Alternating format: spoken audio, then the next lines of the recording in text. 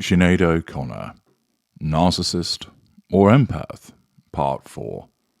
Hello, I'm H.G. Tudor, continuing an examination of Sinead O Connor, a fascinating and complex individual that no doubt has you scratching your own head as to what she might necessarily be. We're going to continue with an examination of excerpts from her memoir.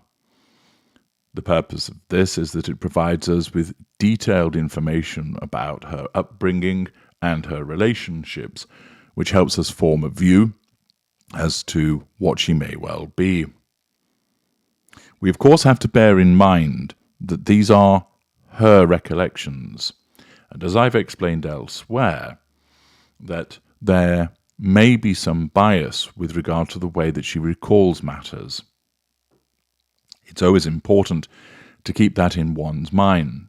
I've explained also that, for instance, if, and this is an if, she's a narcissist, it might be that such behaviours are being exaggerated or history is being revised for the purposes of assertion of control in the present.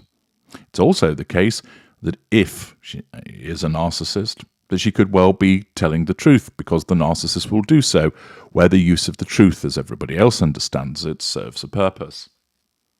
Of course, she may not be a narcissist, and may well be recalling accurately what has occurred, but it is important to keep that point in mind when determining the veracity of this evidence. She explained, "My mother herself is addicted to stealing, has been for as long as I can remember.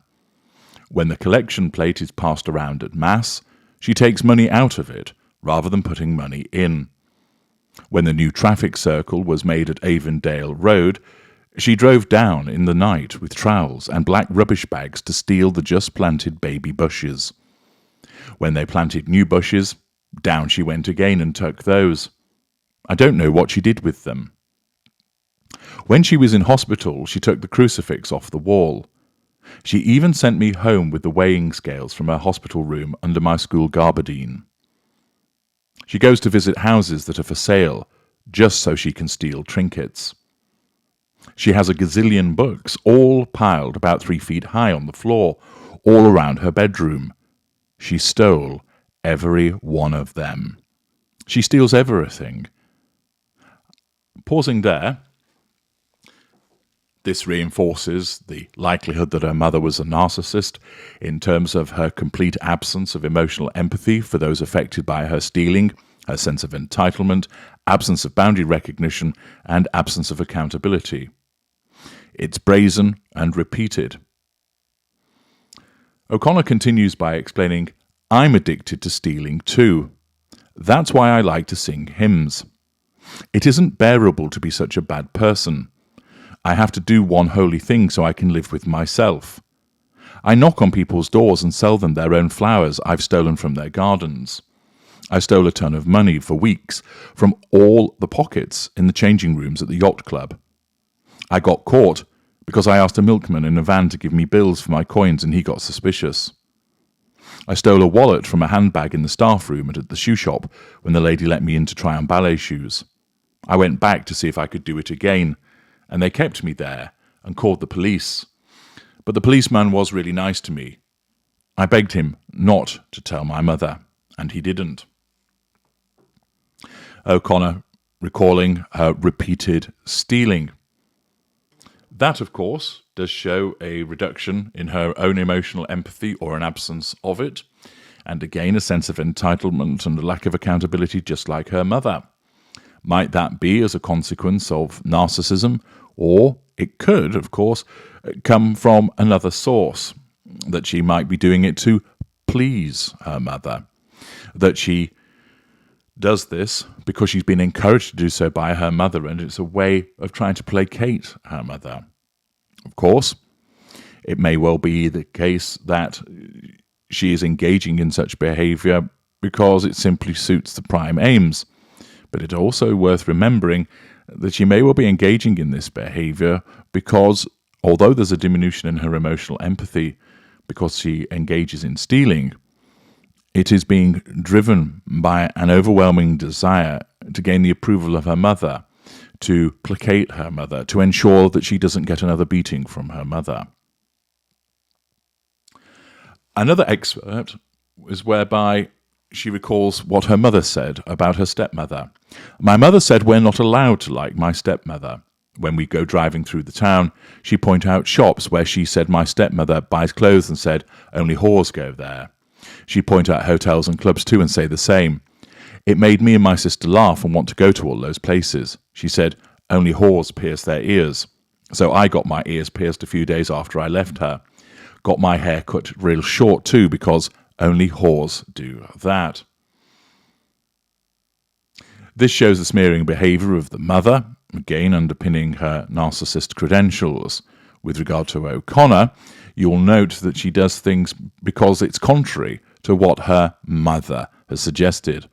Might this be her way of dealing with a threat to control, or could it simply be that she was defiant because she wanted to demonstrate that she was different to her mother? In another excerpt, she explains, my siblings and I lived in my father's house for 9 months or so when I was nearly 9. As I mentioned, I used to steal everything, sweets and such from the shops, and I was generally a pain in the ass, arguing all the time as to why I didn't have to do a thing. Viola told me. Viola is her stepmother. Poor woman, having me and my big mouth dumped on her. She'd take my hand and thinking she was acting really angry, she'd slap my fingers, but so lightly I couldn't feel a thing.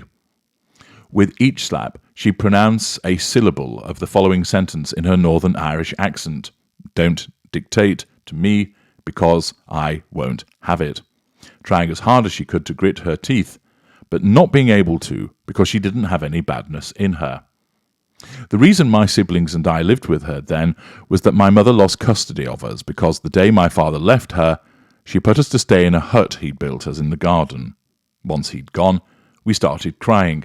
She said if we loved him so much, we could go live in the hut. I knelt on the ground in front of the gable wall and wailed up to the landing window to get her to let us into the house when it got dark. She never responded, and off went the light in her bedroom, and everything went black. That is when I officially lost my mind, and also became afraid of the size of the sky. When I think about that moment, my mind goes blank, and I can't remember what happened after. Nothing until I found myself walking around the judge's garden holding his hand, not wanting to say painful things that could result in more pain. At the time my mother lost us, I didn't want to leave her. She made such a scene of grief when our father drove off with us, and she kept crying whenever we met her the odd Saturday. So I felt really sorry for her. This excerpt is interesting. It again demonstrates the abuse that O'Connor was subjected to, but also you'll note that she freely admits that she was badly behaved and, in her own words, referenced the fact that she was a pain in the arse. What is noteworthy is that she regularly recognises and is entirely honest about her poor behaviour. Is this simple boasting on her part? Or is it honesty for the way that she has behaved? And note, there's no blame shifting associated with it. When she repeatedly misbehaves, she just explains that she did. She doesn't explain, oh, I was like this because, or I only did this because of this. There's no blame shifting. There's no excuse being provided. She is open and honest about the behaviour and just puts it there, rather than explaining what is behind it.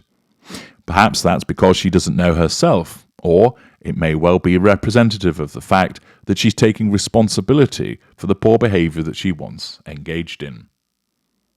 It also demonstrates in this excerpt the way that she regarded her mother, that she still, notwithstanding the way that she was abused, sought her mother's approval, sought her mother's involvement, and still felt sorry for her, notwithstanding the way that she had been treated. In another section, O'Connor states, I've actually been thrown out of like 3 schools in the past 9 months, and I still keep getting caught stealing. If a thing ain't nailed down, I'm stealing it. I don't even know why. It's gotten so bad my stepmother called in a social worker, Irene. I hate her. I got caught stealing a pair of gold shoes for my friend to wear to the Pretenders concert. I stole outfits for my friends because I'm the second fastest sprinter in the class. I just put the clothes on in the shops and run.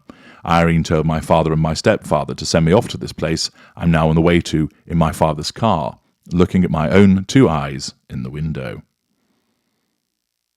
This was when she got sent off to the Magdalene laundry.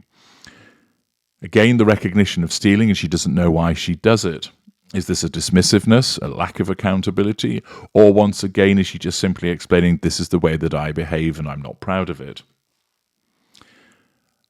In a further section, she explains, sometimes people come round on a Friday night to sing with us, trainee priests and such, good people, earning brownie points with God by hanging out with the bad kids. I fell in love with one of the trainee priests, another John. I always fall in love with people called John. This John is gentle, like Teacher John. As I've said, I always fall in love with gentle people. This John loves God as much as I do, and he likes to talk about nothing but God and song, so I thought, he's perfect, and I asked him to forget about becoming a priest and marry me instead. But he said no. At this rate, I'm never going to get married. I keep getting turned down.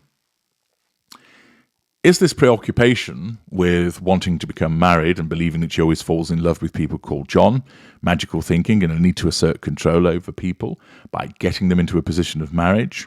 Or is it born out of her insecurity and desperation, the need to love and be loved? Some interesting insights with regard to her recollections of her life, which provide us with a window into parts of her behaviour. I'll continue in part 5 with a further examination of her past. Join me there.